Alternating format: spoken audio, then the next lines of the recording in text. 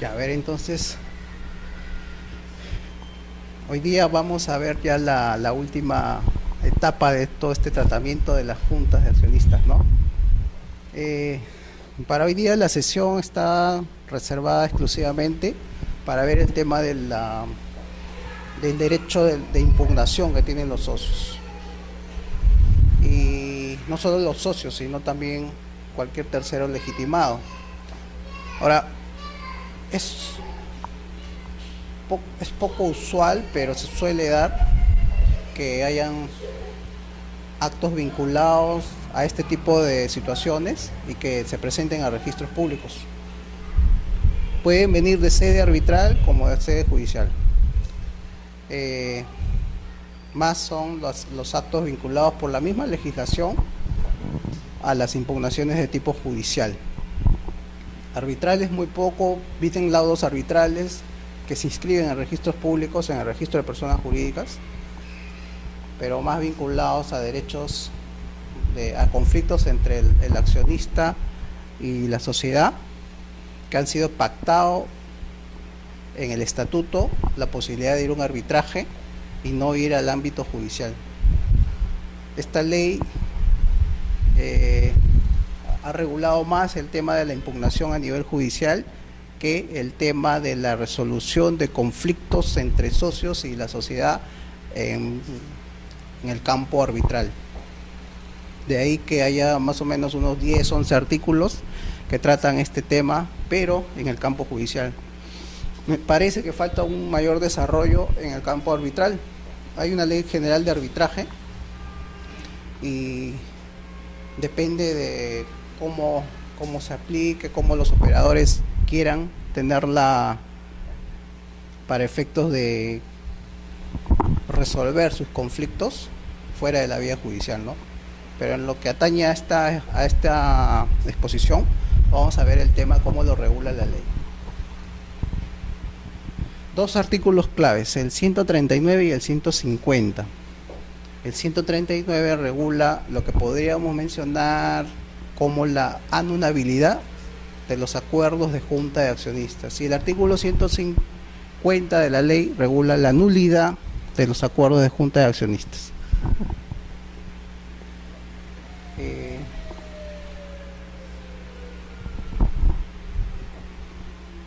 Un acuerdo de junta puede contradecir, puede contravenir la ley, el pacto social, el estatuto social y los intereses de la sociedad, en esos 4 niveles: aspecto normativo, aspecto estatutario y aspecto un poco subjetivo, interés de la sociedad. Si un acuerdo de junta contraviene alguno de estos 4 estamentos, se activa la impugnación judicial. Ahora, es una gama amplia de posibilidades, ¿no? A ver, empecemos por la última, que se refiere al acuerdo de junta que beneficia directa o indirectamente, según el artículo 139 de la ley, a algunos accionistas en perjuicio de los intereses de la sociedad. Es muy genérico este campo y quedará la casuística establecer cuándo un acuerdo de junta puede contravenir los intereses sociales. Es un poco como el concepto de orden público, norma imperativa. Son conceptos amplios que se van llenando de contenido según lo determine la jurisprudencia, tanto administrativa como la jurisprudencia de sede judicial. Entonces el artículo 139 es una posibilidad frente a este tipo de acuerdos lesivos a esos aspectos. Hay una posibilidad: la Junta adoptó un acuerdo que contraviene norma del estatuto social, digamos, por ejemplo, para ser director se requiere ser accionista, señala el estatuto, y la Junta adopta un acuerdo en el que se elige director a una persona no accionista, vinculado a un grupo de socios que quieren tener cierto control en la administración de la sociedad. Es un acuerdo claramente lesivo al estatuto. Entonces, los accionistas demandan la impugnación amparados en el artículo 139 de la Ley de Sociedades. En sede judicial se admite la demanda y se procesa este acuerdo de impugnación, esta demanda de impugnación. ¿Qué cabe en ese caso a la sociedad para que este proceso judicial no continúe, no siga adelante? Solo cabe la revocación o sustitución del acuerdo, declarando en el caso que se vaya a iniciar un procedimiento judicial, un proceso judicial, su improcedencia. Y si ya se inició el proceso judicial, se declara la conclusión del proceso. Es decir, adoptado el acuerdo lesivo, se puede revocar o sustituir, modificar adecuándolo, ya sea a la norma legal violada, al pacto social o al estatuto social. Si se modifica el acuerdo, un poco pierde sentido la legitimidad para obrar que pueda tener él o los accionistas demandantes. Es una suerte de, la misma ley prevé una suerte de un remedio procesal societario para evitar o concluir el litigio judicial iniciado.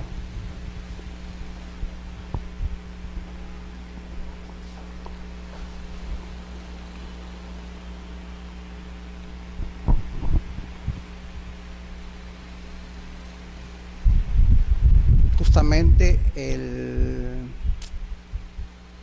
segundo párrafo del artículo 139 señala que no procede la impugnación cuando el acuerdo haya sido revocado o sustituido por otro adoptado conforme a la ley, al pacto social o al estatuto.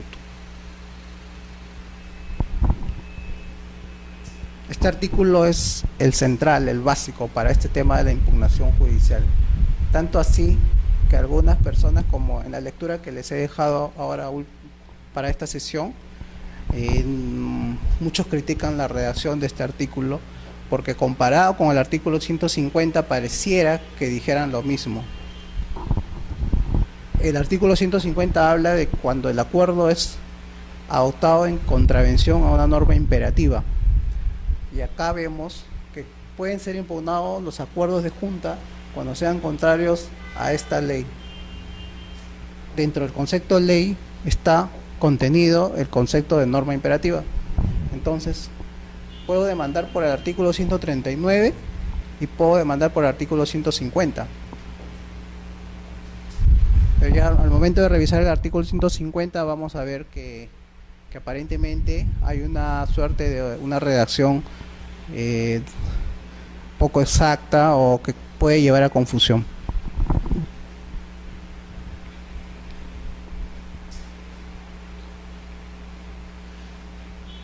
Presupuestos subjetivos para iniciar las acciones al amparo de este artículo 139.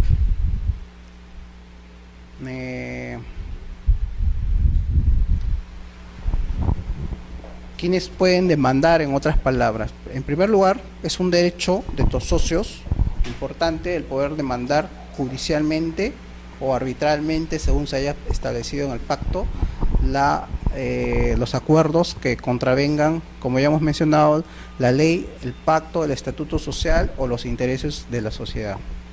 Ahora, hay dos situaciones. El socio está presente en la junta. Obviamente, si está presente en la junta, tiene que dejar constancia en el acta de su desacuerdo con la aprobación del acuerdo que va a ser objeto de impugnación. El artículo 139 y siguientes de la ley en realidad tienen mucho de procesal.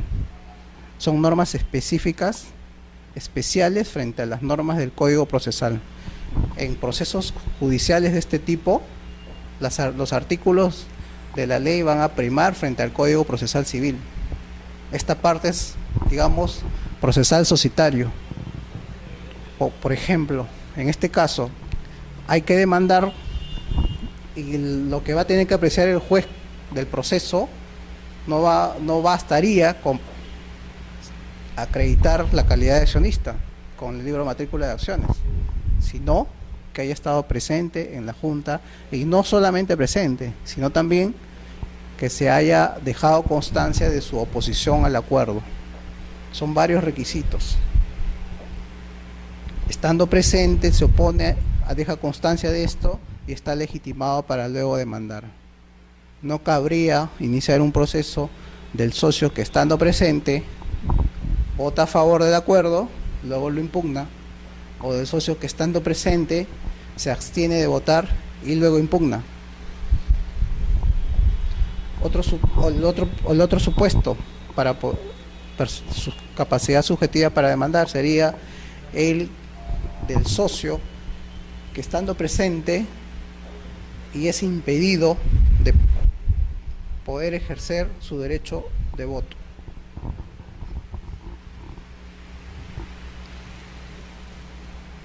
Otro supuesto claro de violación de un derecho fundamental de carácter político del accionista, de todo accionista, el derecho a asistir y votar. Si me privan del derecho de votar, es sin necesidad, en ese caso sí, de dejar constancia en el acta de esta situación, también puedo impugnar luego este acuerdo. El tercer supuesto es en el que el socio está ausente. También tiene el derecho de impugnar el acuerdo. Hay diferentes plazos de caducidad según el supuesto en el cual nos encontremos. 3 meses de adoptado el acuerdo, si el socio no ha estado presente en la Junta para poder impugnar un plazo de caducidad. 2 meses es el plazo de caducidad para poder demandar la impugnación del acuerdo si es que el socio estuvo presente en la Junta y dejó constancia de su desacuerdo con lo adoptado. Y 1 mes si es un acuerdo inscribible y obviamente se inscribió en registros públicos.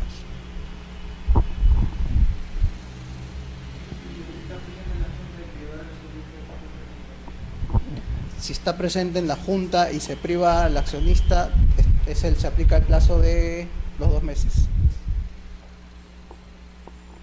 Porque hay 2 supuestos, ¿no? Estar presente y estar ausente, ¿no? Presente tiene 2 supuestos.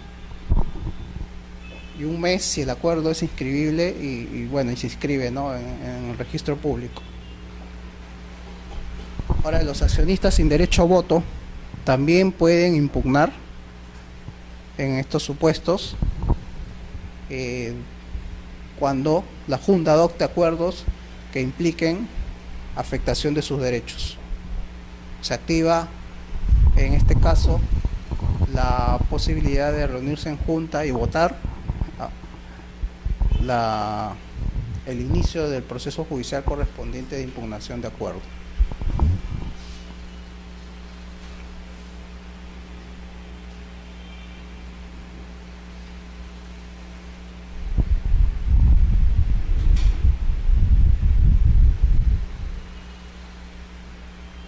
A los 2 meses, si el socio, según el artículo 142, concurrió a la Junta, a los 3 meses si no concurrió, y tratándose de acuerdos inscribibles, dentro del mes siguiente la inscripción.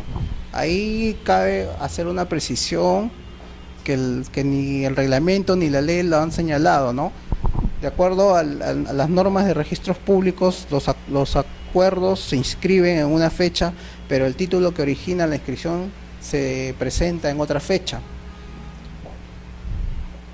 Pueden pasar tranquilamente 45 días entre uno y otro momento. En ese caso, ¿qué fecha deberíamos tomar en cuenta para el plazo de caducidad? ¿La fecha de presentación del título o la fecha en que se extendió el asiento de inscripción? Porque tomar una u otra fecha implicaría que tu plazo ha vencido.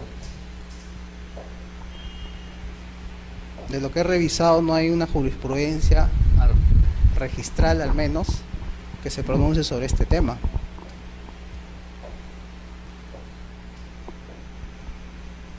señala dentro del mes siguiente en la inscripción.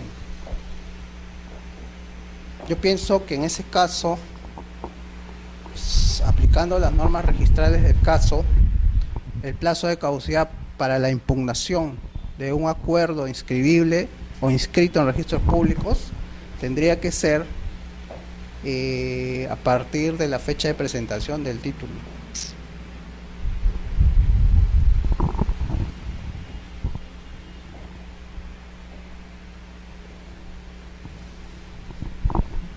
Pero vamos a ver cómo se interpreta esta norma a partir de la jurisprudencia registral y judicial correspondiente, ¿no? Ahora, tenemos de un lado a estos accionistas que quieren impugnar y del otro lado a la sociedad, pero de acuerdo a la norma que vamos a revisar a continuación, el accionista que votó a favor del acuerdo puede intervenir en el proceso ayudando, coadyuvando, legitimación activa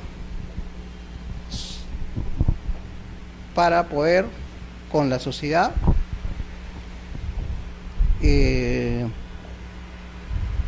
litigar defendiendo el acuerdo. Está permitido de acuerdo al artículo 141 de la ley. Los accionistas que hubiesen votado a favor del acuerdo impugnado pueden intervenir a su costa en el proceso a fin de coadyuvar a la defensa de su validez. Entonces, un proceso que se inicia de un accionista contra la sociedad puede terminar siendo un proceso de un accionista contra la sociedad y varios accionistas que votaron a favor, o a su vez un proceso de varios accionistas que votaron en contra la sociedad puede terminar siendo un proceso de varios accionistas contra la sociedad contra otro grupo de accionistas que votaron a favor, ¿no?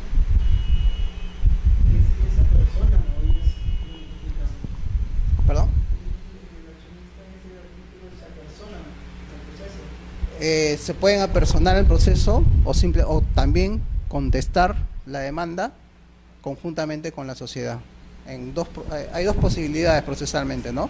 Creo que en una se llama legitimación activa originaria y en la otra legitimación activa derivada, me parece. No recuerdo bien el término, pero en un proceso uno puede desde el inicio defender una pretensión o también coadyuvar apersonándose al proceso. La ley no hace el distingo, simplemente dice pueden intervenir en el proceso a fin de coadyuvar a la defensa. De acuerdo al tenor del artículo 141, esta intervención en el proceso podría darse desde el inicio como una vez iniciado este proceso judicial.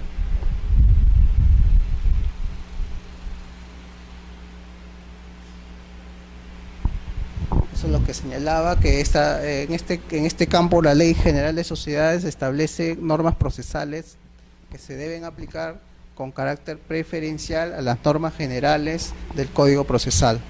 Ahora, para la aplicación del artículo 150 de la ley, que es el caso que había mencionado de nulidad de acuerdos, se aplicaría el proceso de conocimiento, que es el proceso largo. Para el proceso abreviado están los del artículo 139. Y específicamente para el tema referido a defectos de convocatoria y quórum que les mencioné la vez pasada, eran temas que daban lugar a una tacha sustantiva del título. Para ese tipo de defectos fundamentales opera el proceso sumarísimo por ser un proceso en teoría más rápido, más expeditivo. Tenemos 3 días. En este campo también es un poco una suerte de una falta de sistemática, pero tener 3 procesos para de repente o 2 tipos de procesos para situaciones similares. La ley se entiende que lo que ha querido es que para este tipo de acuerdos lesivos al quórum y convocatoria, y aún así se llevan adelante, se ha querido darle una solución rápida. Porque de lo contrario solamente hubiéramos tenido dos tipos de procesos. La nulidad del artículo 150 es proceso de conocimiento y todas las demás serían procesos abreviados. Pero la ley ha optado por esta triple establecimiento de vías procesales para ejercer este derecho de impugnación. Así lo señala el artículo 143. ¿Qué juez es el competente? Ya hemos visto. Entonces, sujeto activo, ¿quiénes pueden demandar? Plazos de caducidad, ¿en qué plazos los pueden hacer? ¿Cuál es la vía procesal correspondiente? Y en este caso, el juez competente. El juez competente es el juez del domicilio social. El domicilio social, por definición de la propia ley, es el lugar en el cual la sociedad realiza sus operaciones.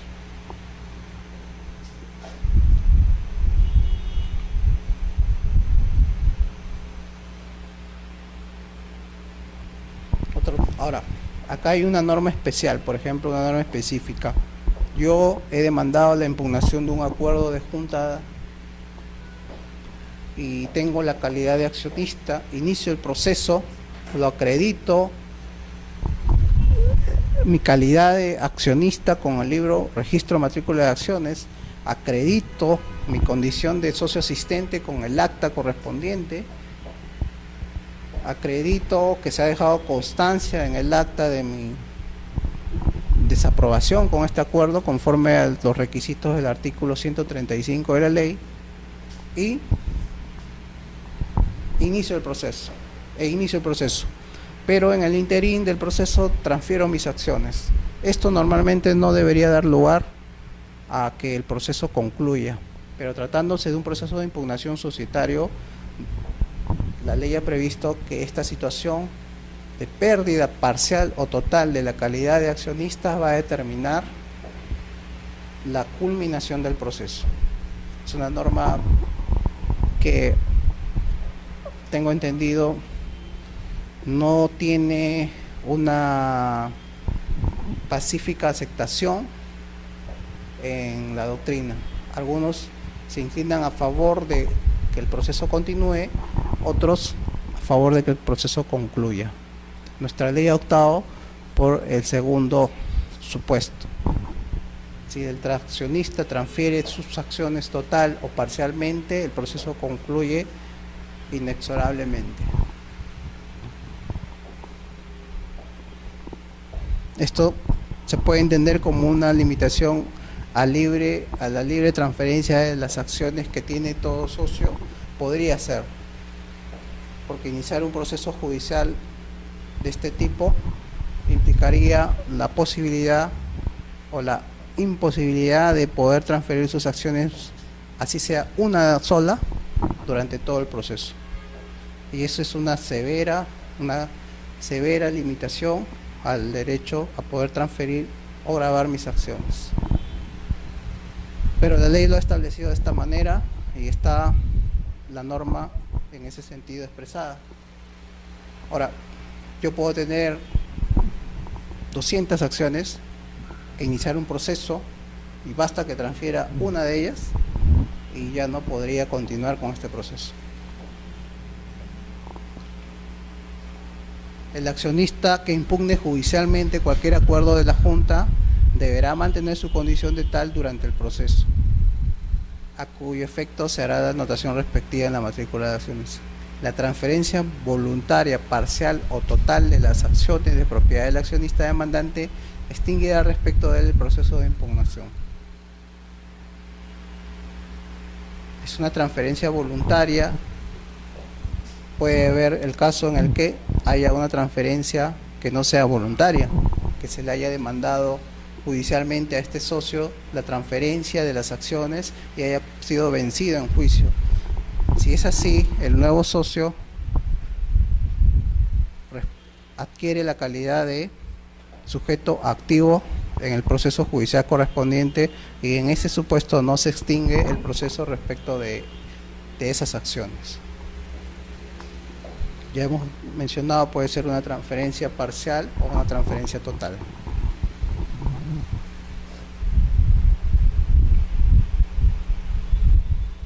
Las medidas cautelares y las contracautelas. Ahora, hay otros requisitos más que ahorita los voy a mencionar para poder impugnar un acuerdo de junta, ¿no? Uno de ellos es que al menos el 20, ahora, pero al momento de pedir la suspensión tenemos dos posibilidades judicialmente, no solo impugnar, sino también vía medida cautelar pedir la anotación a registros de mi demanda de impugnación y una medida más rápida y hasta cierto punto más eficaz, la suspensión del acuerdo lesivo. Ambas son medidas cautelares reguladas en el Código Procesal Civil. Si opto por la medida cautelar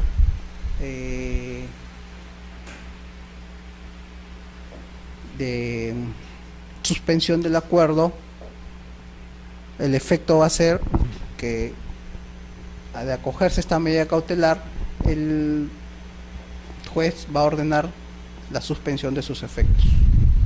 Casi tiene la misma eficacia que una sentencia final, porque si en registros públicos está inscrito un directorio y este directorio ha sido objeto de una demanda de impugnación y se obtiene una medida cautelar de suspensión del acuerdo correspondiente a la elección de este directorio, para todos los efectos este directorio va a quedar suspendido registralmente en sus funciones.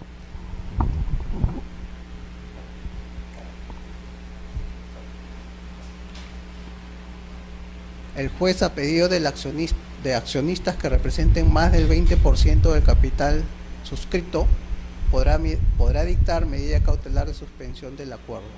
Aquí está estableciendo lo que no establece para demandar la impugnación de acuerdo. Establece un mínimo de accionistas.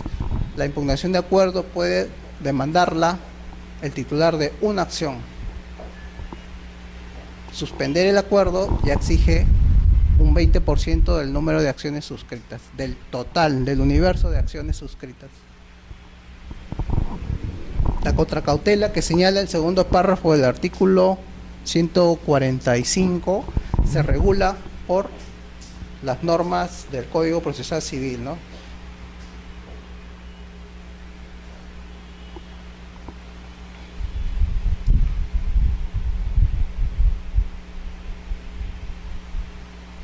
El artículo 147 es la otra medida cautelar de anotación de demanda en registros públicos. El efecto que tiene la anotación de demanda es establecer una suerte de limitación al principio de fe pública registral.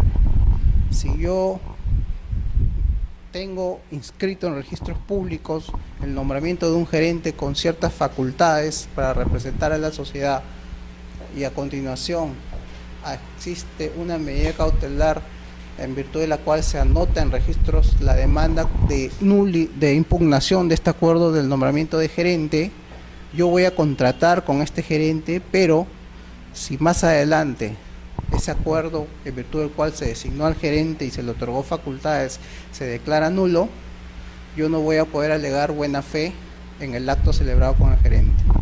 Mi buena fe de alguna manera estaría supeditada, estaría limitada a la anotación de esta demanda. Es una advertencia que ese acto que se está demandando su impugnación en el Poder Judicial puede ser ineficaz. Ese es el efecto que tiene anotar la demanda de impugnación de acuerdo en la partida registral de la sociedad. En el asiento correspondiente de esta medida cautelar debe señalarse claramente el acto inscrito que está siendo objeto de cuestionamiento en sede judicial.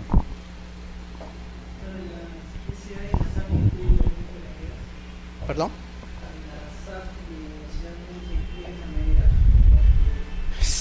Viniendo de sede judicial, se inscriben todo tipo de medidas, porque para las sociedades inclusive hay una excepción al principio de tracto sucesivo. Por ejemplo, si el juez ordena inscribir, anotar una medida cautelar de este tipo, de anotación de demanda de un acuerdo de junta que no está inscrito, en principio no se debería observar ese título.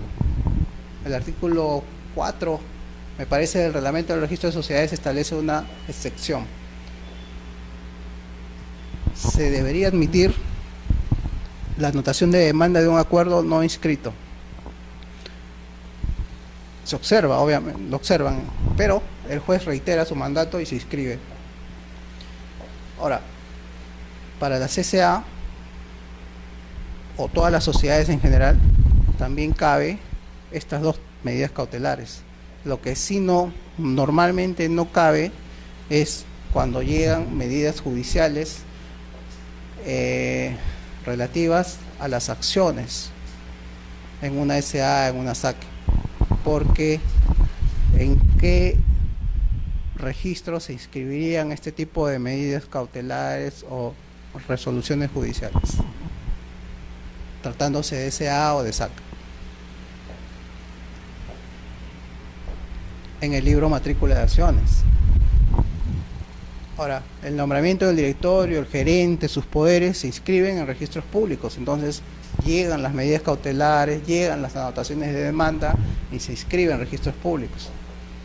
Pero en el libro matrícula de acciones se inscriben todo lo relativo a las acciones, incluso este tipo de medidas judiciales. Por eso que cuando llegan a registros públicos le decimos: aquí no escribimos nada en lo relativo a las acciones.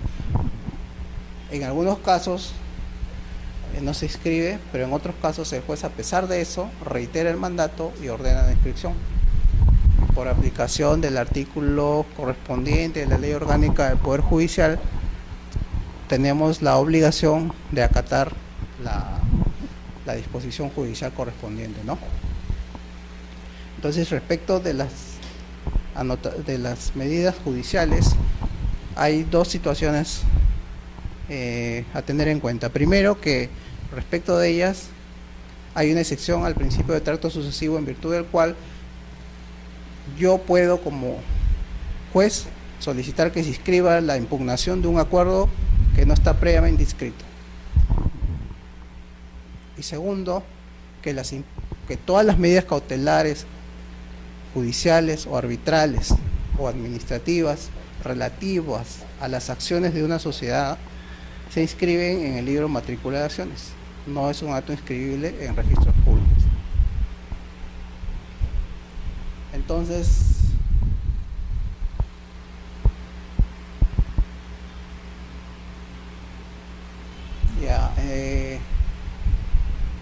en este caso, en el artículo 146 está estableciendo que no es posible la acumulación de procesos abreviados de conocimiento y sumarísimo que habíamos visto. Cada uno va a tener su vía procedimental y por la naturaleza del acto que se impugna. No cabe en ese supuesto la acumulación de pretensiones de impugnación, ¿no? Entonces, se establece un mínimo del 20% de las acciones suscritas para interponer esta medida cautelar de suspensión de acuerdo. Es importante mencionarlo porque ni para la impugnación de acuerdos ni para la medida cautelar de anotación de demanda en registros públicos se exige un porcentaje de acciones para poder solicitarlo. Solo para el caso de suspensión de acuerdos vía medida cautelar se exige este porcentaje. No es lo mismo, son dos tipos de medidas cautelares, ya lo hemos mencionado.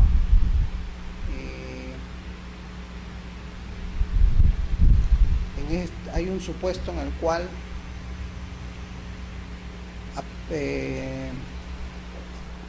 en un proceso se tiene que, por sentencia firme, desestimatoria, conciliación transacción, desistimiento o abandono del proceso impugnatorio, el proceso judicial termina.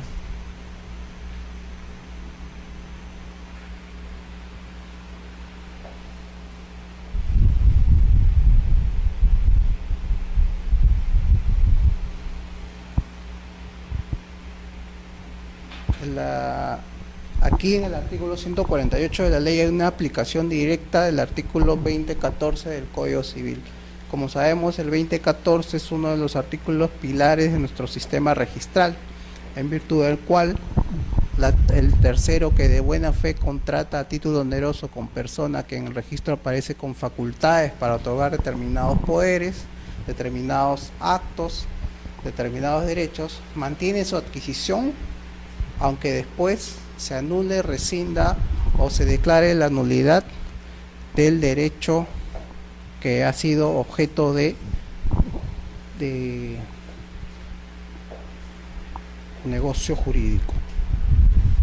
Entonces, quien contrata con el registro de buena fe tiene amparado la adquisición de su derecho. Justamente en este caso de impugnación de acuerdos, vemos que puede haber una persona que se pueda ver perjudicada por la nulidad de un acuerdo adoptado mucho antes a la fecha en la que él contrató con la sociedad a través del directorio, gerente, apoderado. Resulta que él, si no había anotada una demanda en registros públicos, no se le puede oponer este acuerdo, en virtud del cual quedan sin efecto las facultades del mandatario de la sociedad con la que él contrató. Por eso dice el segundo párrafo del artículo 148, en el primer párrafo del artículo 148, que no se afectará los derechos adquiridos por tercero de buena fe a consecuencia del acuerdo impugnado. Y la sentencia firme que declara la nulidad de un acuerdo inscrito debe inscribirse en el registro. Claro, la sentencia firme en realidad lo que está diciendo en este segundo párrafo del artículo 148 es la sentencia que no ha sido impugnada o la sentencia que ha quedado consentida o ejecutoriada. Consentida es porque simplemente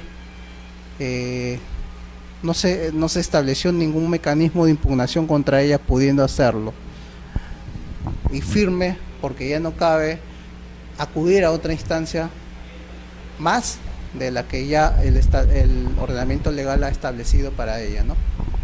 Entonces este tipo de sentencia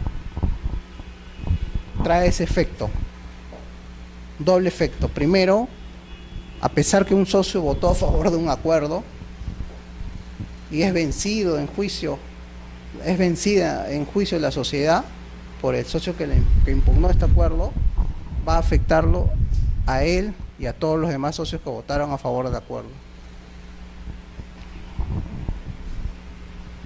Y si no se publicitó en registros esta impugnación judicial, este cuestionamiento judicial, el acuerdo no va a afectar a los terceros que adquirieron amparados en la buena fe del registro. Tiene un doble efecto.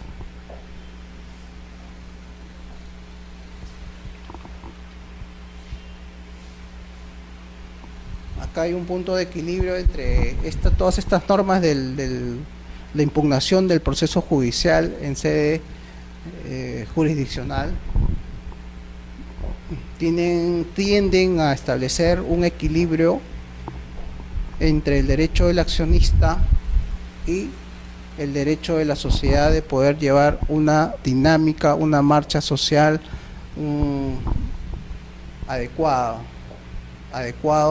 y que no se vea interrumpido, no se vea suspendido, no se vea alterado la marcha social por impugnaciones de mala fe que pretendan simplemente obstaculizar, demorar, hacer más tedioso la marcha social, atendiendo a intereses particulares de los socios y no al interés general de la sociedad.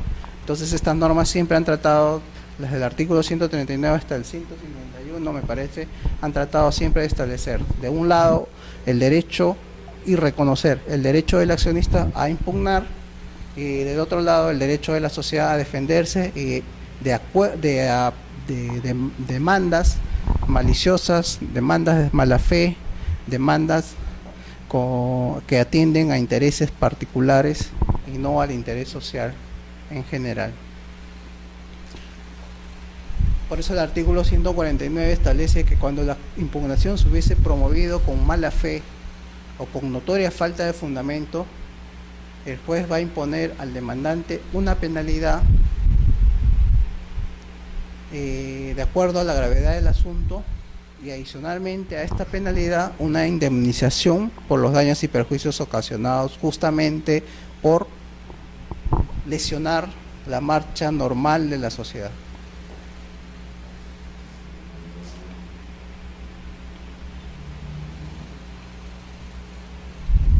El artículo 150 es el otro artículo base que algunos consideran que activa el derecho a impugnar en los casos de nulidad de acuerdo.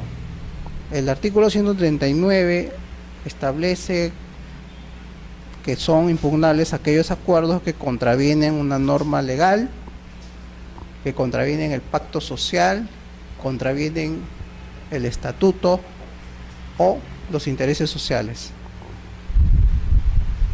El artículo 150 regula la impugnación de los acuerdos que incurran en las causales de nulidad establecidas en el Código Civil o contravengan norma imperativa.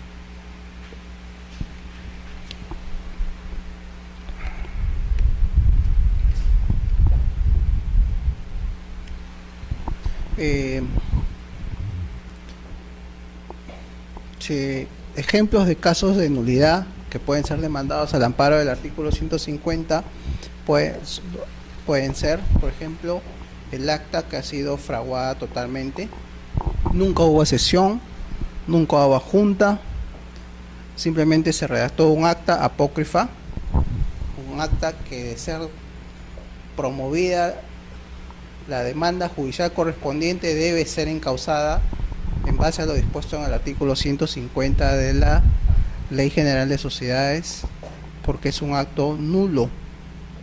Las causales de nulidad que regula los 19 del Código Civil, entre otras causales para demandar la nulidad del acto jurídico, señala el acto que no hay un agente capaz. En este caso no ha habido la voluntad de la Junta General para expresarse a través de un documento. Por lo tanto, es un acuerdo viciado de nulidad. También un acuerdo que no cuenta con el quórum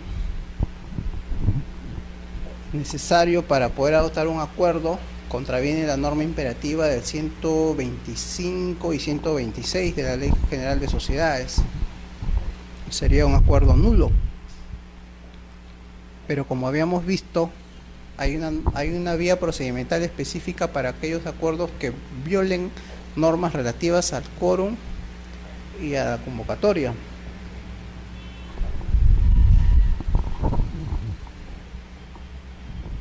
Un acuerdo que contraviene normas de orden público también sería un acuerdo nulo en función al 219 del Código Civil, y también debería estar la demanda judicial correspondiente encausada en relación al artículo 150 de la ley. Y también sería nulo el acuerdo de junta en la que el acta ha sido alterada. Si bien es cierto, se celebró la junta, se aprobaron los acuerdos, se firmó el acta, pero el secretario del acta realiza alteraciones a la misma, quitándole el valor documental que ésta tiene como reflejo de la asamblea realizada, como reflejo de la voluntad expresada por los accionistas en junta. Lo convierte un documento válido en un documento inválido. Ahora, en los supuestos del 219 del Código Civil, por ejemplo, objeto física o jurídicamente imposible, un acuerdo de junta que pretende vender bienes que no son de su propiedad o son bienes de dominio público. Es un acuerdo que estaría dentro de los supuestos del 219 del Código Civil. Es un acuerdo nulo. ¿Por qué? Por la causal de objeto física o jurídicamente imposible. Jurídicamente imposible porque los bienes públicos no son objeto del tráfico jurídico de las personas. Y un acuerdo de junta de una sociedad que quiera vender, otorgar poderes para vender un bien público, una plaza, un monumento histórico, es un acuerdo que debería ser impugnado en virtud del artículo 150 del Código Civil. Entonces, viendo el tipo de acuerdo y la gravedad del hecho en el cual incurrió la sociedad adoptando el acuerdo, se va a poder tener una visión más clara de qué vía adoptar, la del 139 o la del 150. Ahora, ¿por qué no es lo mismo cuando el artículo 139 se refiere al acuerdo de junta que contraviene una norma legal con lo que establece el 150, el acuerdo de junta que contraviene norma imperativa? No estaría subsumido, uno es lo general y lo otro es lo específico. Pienso que cuando se refiere la norma del 150 a norma imperativa, en realidad se está refiriendo a los supuestos que no cabe pactar en contrario, no cabe de manera distinta establecer en el pacto o en el estatuto una situación diferente. Por ejemplo, el clásico ejemplo, el del quórum relativo para adoptar acuerdos, 2/3 y 3/5 en primera o segunda sesión, tratándose de acuerdos que requieren de quórum calificado. Por debajo de ese quórum no se puede establecer en el estatuto otro tipo de regulación. De establecerse sería un acuerdo que contraviene una norma imperativa y por lo tanto no podríamos demandarlo en virtud del 139, porque si bien es cierto estamos violando una norma legal, estamos violando una norma legal de carácter imperativo. Tenemos dos tipos de normas legales, las dispositivas y las imperativas. Todas aquellas que señalen en su texto está prohibido, no es posible, no cabe pacto en contrario, es nulo, con este tipo de afirmaciones son normas que se reconocen como imperativas. Cuando se viole este tipo de normas, cabe accionarla en virtud del artículo 150 de la Ley General de Sociedades. En cambio, el artículo 139, al hacer referencias al acuerdo de junta que viola una norma legal de manera general, se estaría refiriendo también a unos acuerdos que, sin ser de carácter imperativo, contravenirlos puede dar lugar a una impugnación amparados en el artículo 139 de la ley.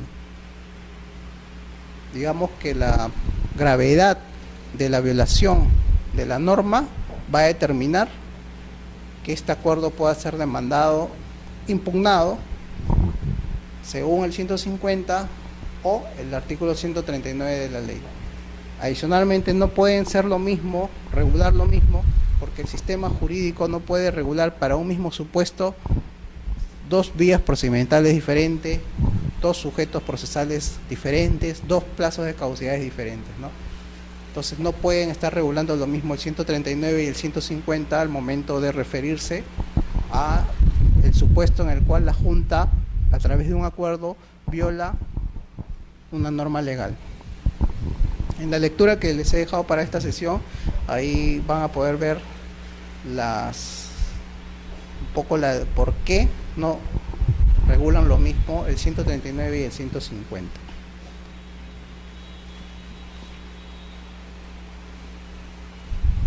El artículo 151, ya cerrando este capítulo de las impugnaciones societarias en sede judicial, establece que el juez no admitirá bajo responsabilidad acción destinada a impugnar en cualquier otra forma o discutir la validez de los acuerdos de una Junta General que no sean las mencionadas en los artículos 139 y 150.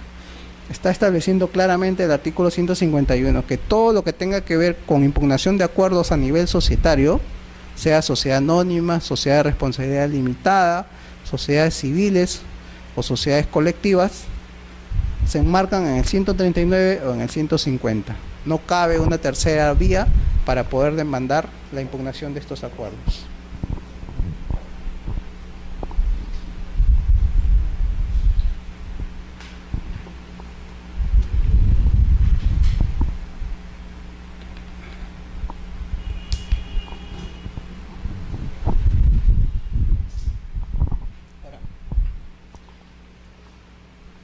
Hasta aquí es el aspecto legal, el aspecto reglamentario de este tipo de acción judicial específica en el ámbito comercial, en el ámbito societario. En esta parte de la exposición vamos a ver ahora cómo registros públicos normalmente observa actos vinculados a este y otros temas relativos a las juntas de accionistas.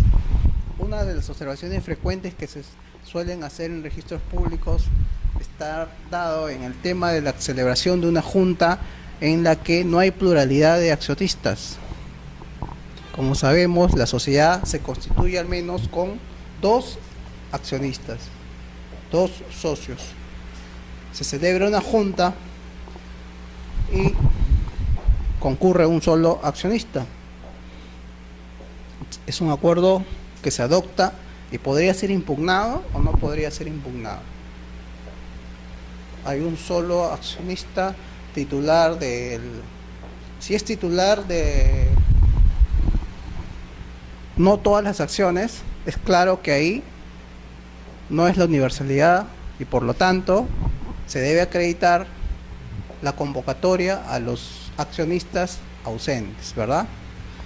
Pero si concurre un solo socio con la titularidad de todas las acciones, no hay más socios. En ese caso no cabe solicitarle convocatoria, acreditar la convocatoria efectuada, sino acreditar que está dentro del plazo para reconstituir la pluralidad de socios que la ley señala que no debe exceder de 4 meses, porque de excederlo incurre en causal de disolución.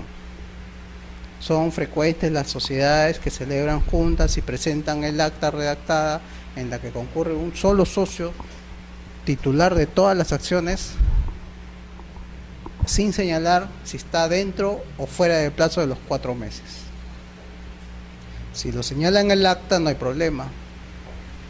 En la misma junta se indica, estando que al mes pasado se ha producido la transferencia de las acciones de fulano a mengano, por la misma razón yo soy el único que concurre, no hay problema, se advierte de la misma acta que está dando cumplimiento al plazo de los 4 meses.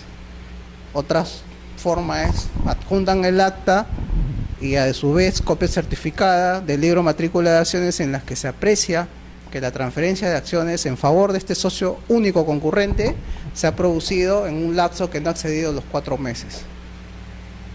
En ese caso también está salvada esta causal de disolución.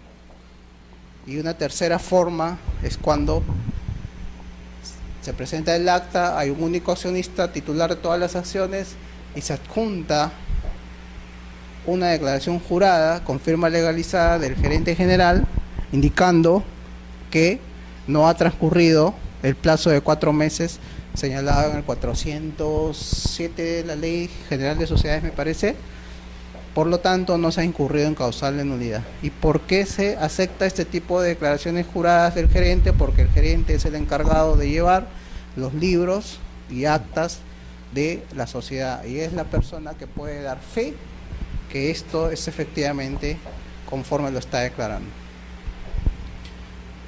Entonces, para tal situación se prevén algunas observaciones y la forma de subsanar las mismas, ¿no? En especial para este tema de la falta de pluralidad en las actas de juntas de accionistas. La firma del acta por todos los socios concurrentes es una aplicación directa del artículo 135 de la Ley de Sociedades. Habíamos establecido que para la Junta Universal en la cual están reunidos todos los accionistas, sea porque espontáneamente se reunieron o porque se convocó y todos llegaron a la asamblea, en cualquiera de los dos supuestos, estamos hablando de una Junta Universal. A partir de una resolución del tribunal se estableció una diferencia. Si nos reunimos todos espontáneamente, todos tenemos la obligación en virtud del 135 de firmar el acta. Pero si nos reunimos todos porque nos convocaron a través del diario, a través de esquelas u otro medio de convocatoria y por esa razón nos reunimos, no hay obligación, a partir de este criterio del tribunal, de firmar todos el acta, sino el presidente, el secretario y al menos un accionista presente. Fuera de esta interpretación, la aplicación directa del artículo 135 obliga a que en una Junta Universal el acta sea firmada por todos los presentes, incluyendo al presidente y al secretario de la Junta. Este tipo de observaciones es frecuente en registros públicos porque se omite en el acta la suscripción de los accionistas, de todos los accionistas concurrentes.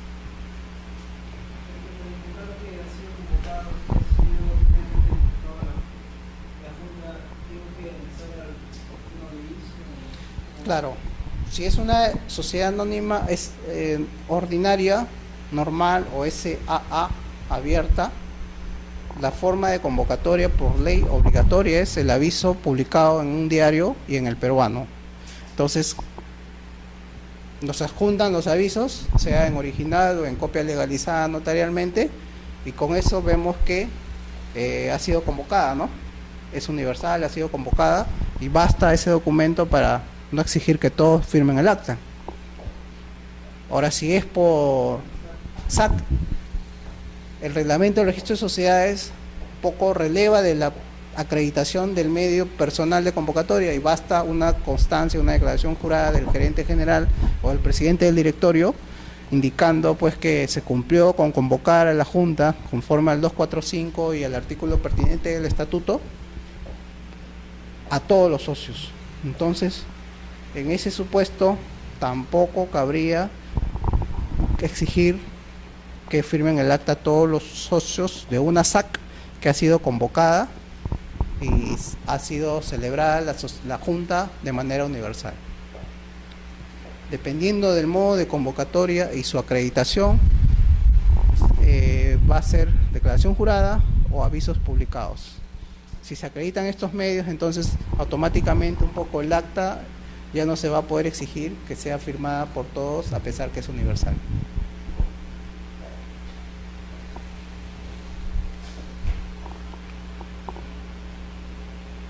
Consignar esta observación también viene por aplicación directa del artículo 135 de la Ley de Sociedades.